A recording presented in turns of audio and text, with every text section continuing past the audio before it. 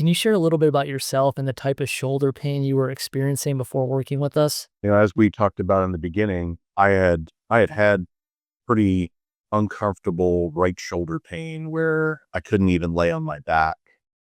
Um, couldn't lay on my right side at all. I had limited mobility with the right shoulder. I think due to just overworking it, running equipment too long, too long and overworking it.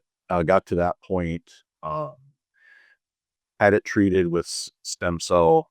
It got better for probably right around that 1 year mark, year and a half, and then it started to kind of revert back to the way it was.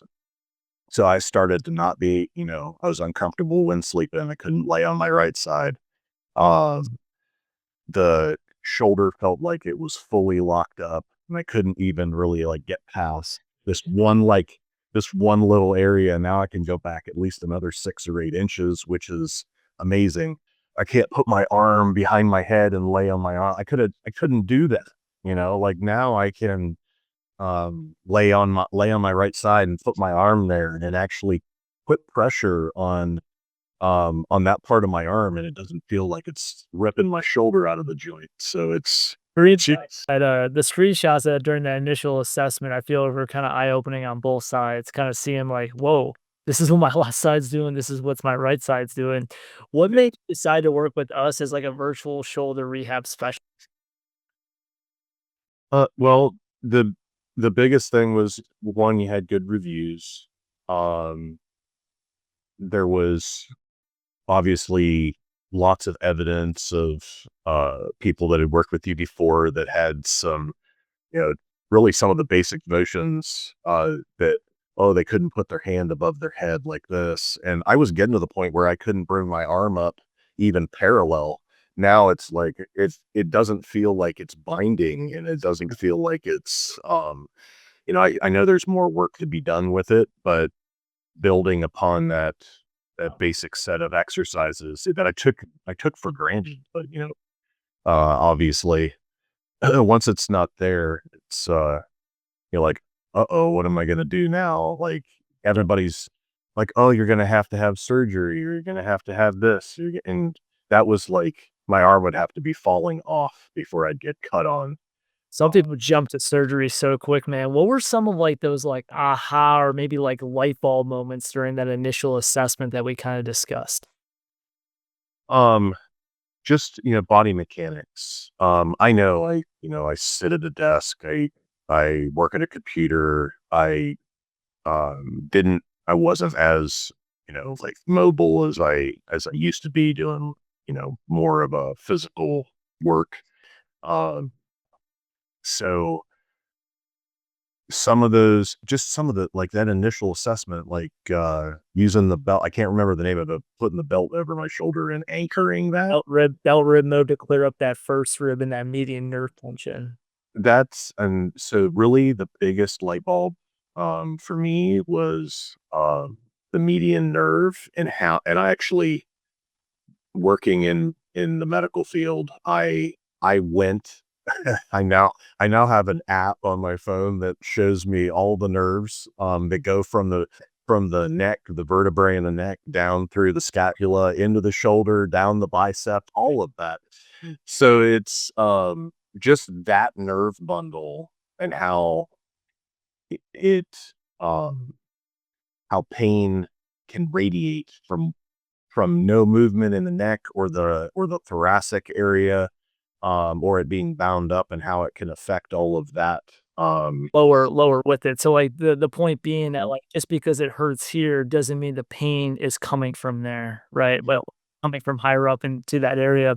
What do you think about the way we structured like your rehab program? Was there anything unique or different that maybe stood out to you?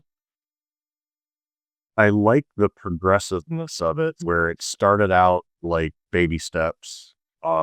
The the range of motion and the stretches, not jumping directly to like full on PT and having, work it. You get those horror stories, people go to PT and they're getting tortured basically.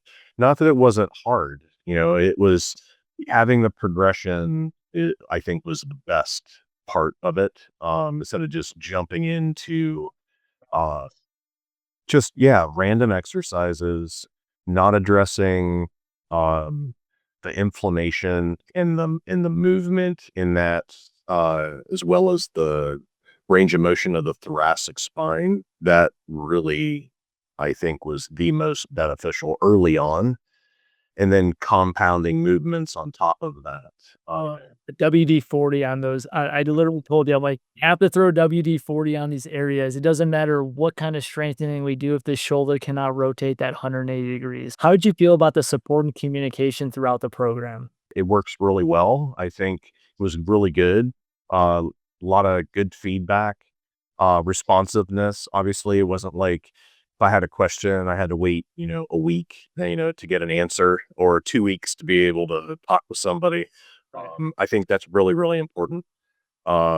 Especially if something's not moving the way you know, it's supposed to, or for someone like me that likes to overwork themselves. It's better Draw done. you guys back in a little bit because the communication part, that's how we make the necessary excuse me, that's how we make the necessary changes based on, like, those weekly updates and how you're specifically responding, so that communication's key. Yeah. Yeah, I think the progression and everything worked really well, and definitely appreciated the open communication there, throughout the program too. What would you say to someone who might be hesitant about starting, like, an online virtual shoulder rehab approach like this?